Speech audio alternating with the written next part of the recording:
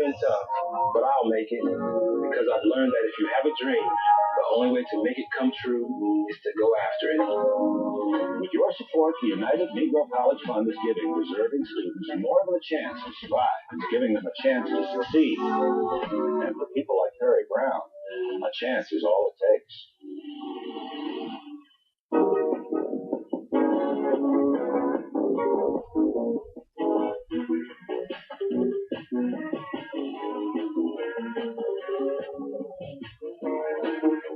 Welcome back. This is a closer look. And today we're focusing in on how religion plays an important part in our lives. My guests today are Reverend Theo Triplett. He's a pastor of Asbury and Potts Camp Parish and part-time chaplain at Russ College. He's a graduate of Russ College, 1968. He's a graduate of the International Institute of Theological Center, ITC, Atlanta, Georgia. His office is located in the Howard Thurman Chapel, and Mrs. Lily Dale McNeil, she's the assistant professor of philosophy at Russ College and director of religious life.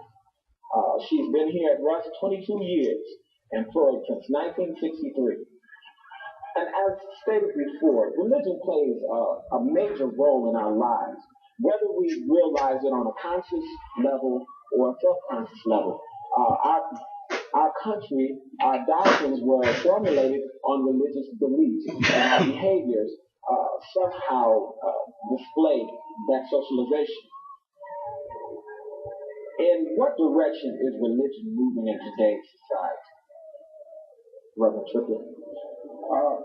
General, I read a book not too long ago entitled Megatrends, which is pretty much concepts of kind of trend that the direction of everything is moving.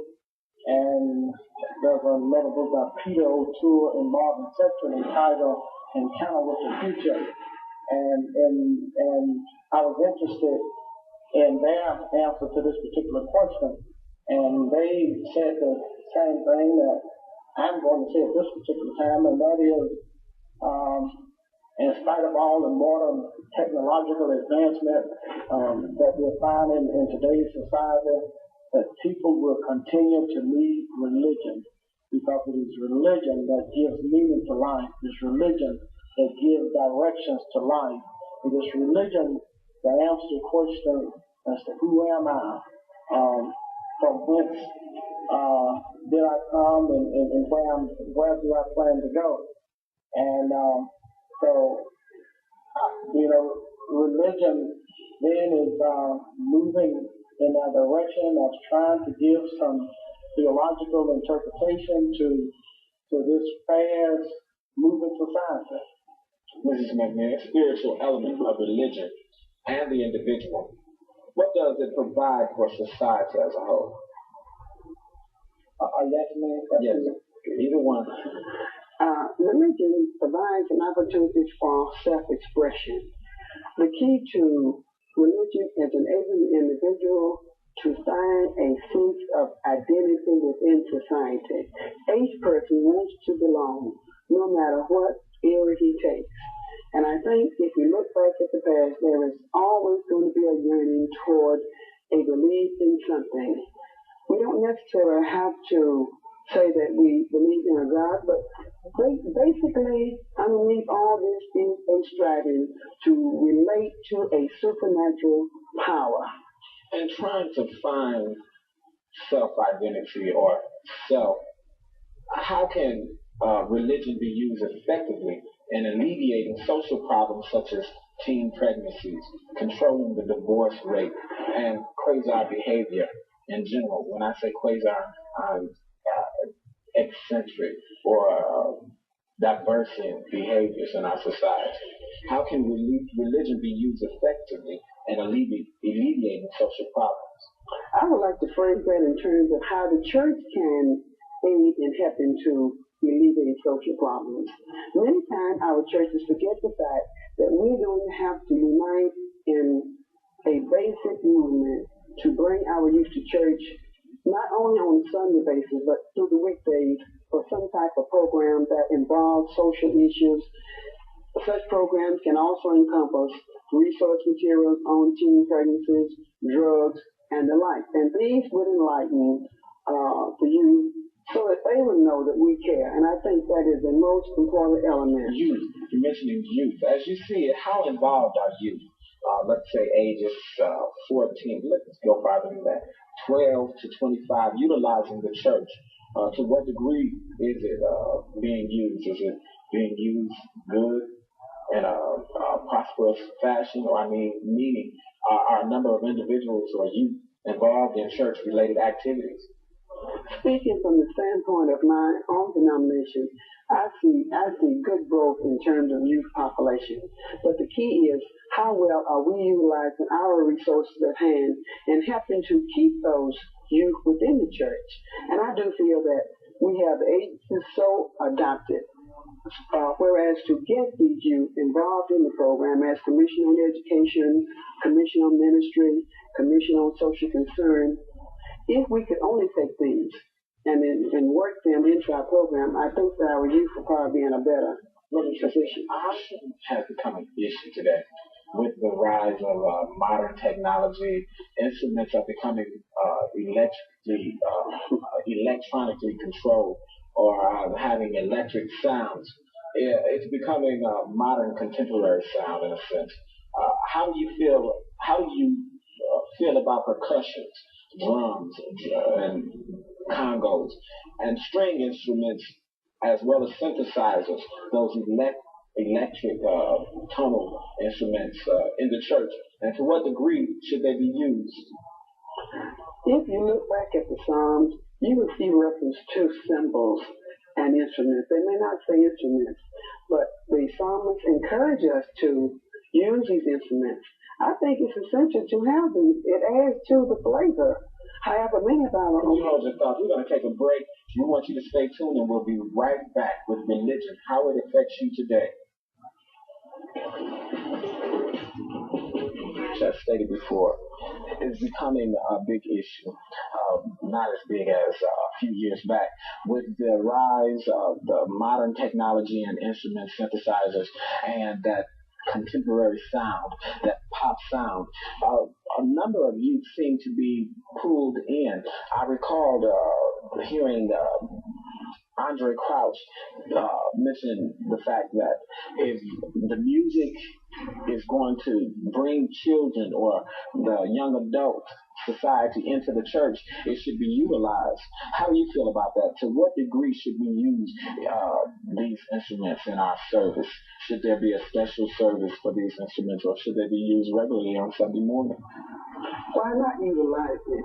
I think they are helpful aids in setting the tone for spiritual worship. I also believe that if we will look back in the Psalm, we will note that the psalmist encouraged us to use symbols. So from that angle, I believe they are essential, and it does help to set the tone for spiritual worship. Well, personally, I have no objection to the different type of musical instruments. To me, that doesn't say anything about whether they are holy or unholy. But I think at the same time that we're going to have to recognize and be sensitive to the fact that there are people who had a different type of socialization. There are people there who with nervous conditions, that this could create a problem. And another problem that you have in today's society is that too many people use these type of instruments simply for entertainment. Now, I think in some instances they're replaced for religious entertainment, and sometimes that has nothing to do with worship. When you worship, God is always at the center. There's a deity there. But when you have your instruments there, and somebody wants to see how loud and how fast you can beat the drum, or somebody else wants to see how fast you can run across the keyboard on the piano and that kind of thing. Some of that can get that can get out of hand. Another problem, let's say this, Joe, another problem is that everybody thinks that all of this has to be at 11 o'clock on Sunday morning. You see, the problem with the worshiping community is that everybody, no one really wants to give enough time for these different aspects of worship. There's a 2 o'clock hour, 3 o'clock hour, 4 o'clock, 6, 7 o'clock hour, and all of that. But people don't want to give up their television shows, their sports shows to be a part of a religious worship. They want everything to be confined to that 11 o'clock hour.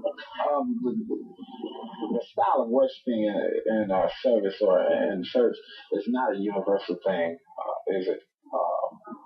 There are different forms of particular church rites or rituals, such as the Baptist, the Church of God in Christ, the Catholic, and the Methodist. And the Church of God in Christ more often using these instruments, the modern equipment as far as their worship service is concerned. What's the difference between Methodist and the Church of God in Christ and in music?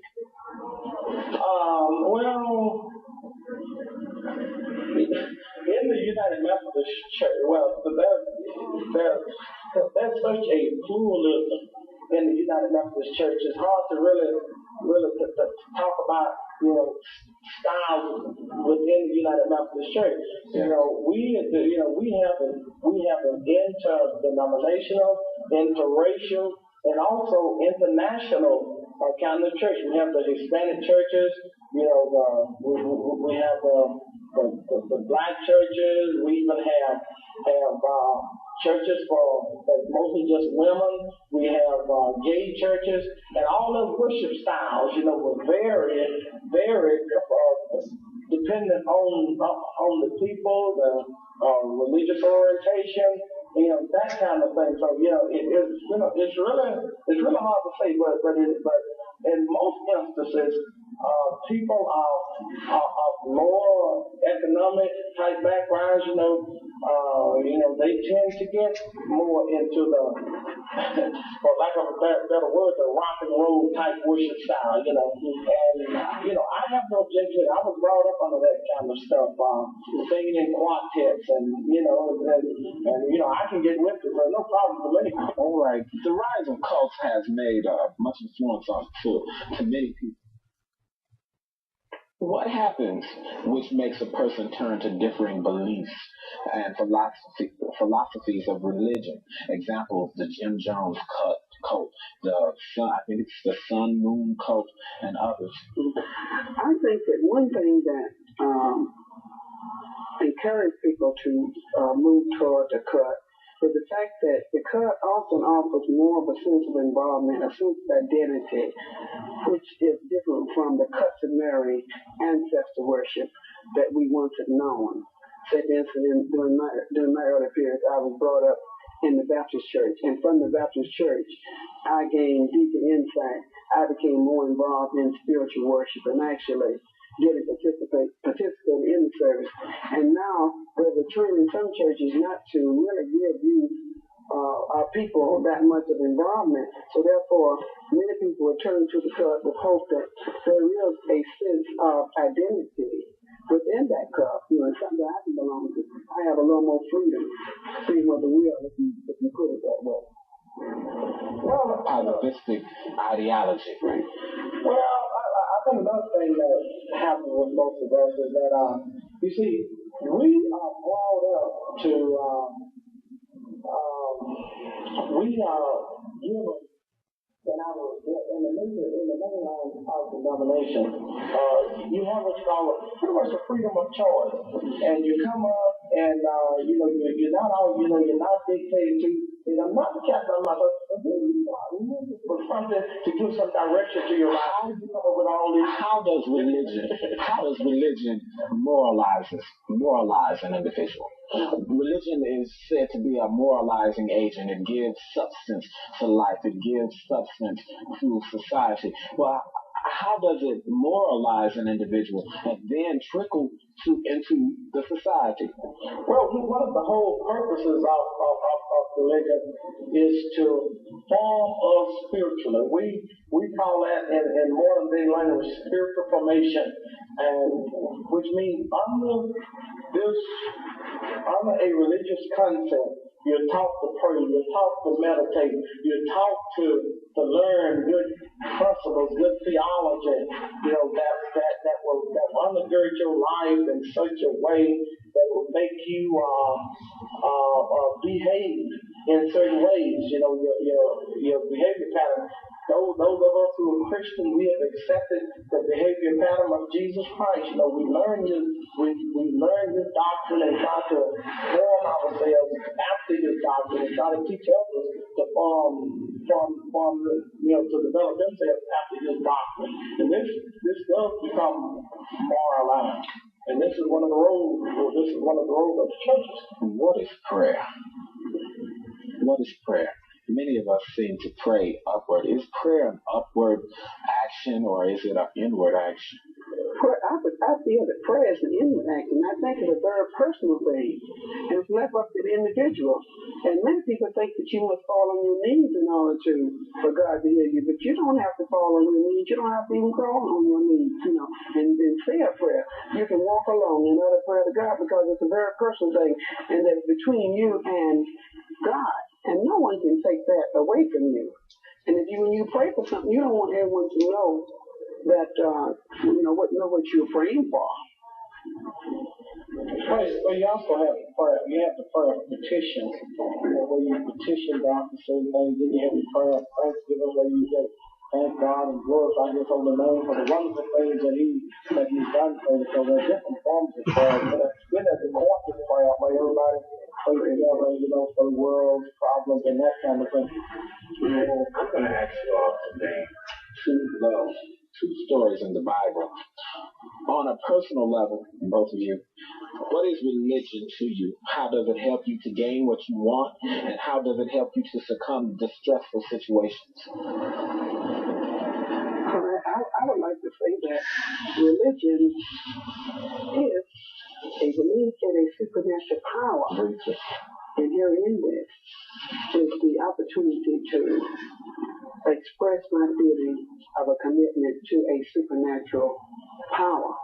And knowing this, I am always aware that I can go to this power and express my personal needs. Well, religion to me is that spiritual force that undergirds my total being. I mean, there is that power that gives me direction, that motivates me to those things that are right based on the revelation that God has given us through the Bible. And when you ask the question, how does it help me to get what I want? And then, I really have to answer the question, what is it that I want? Except to be happy and content and to feel certain that God has a place for me in His kingdom. So. All right. So I'd like to thank you both for coming on the show. And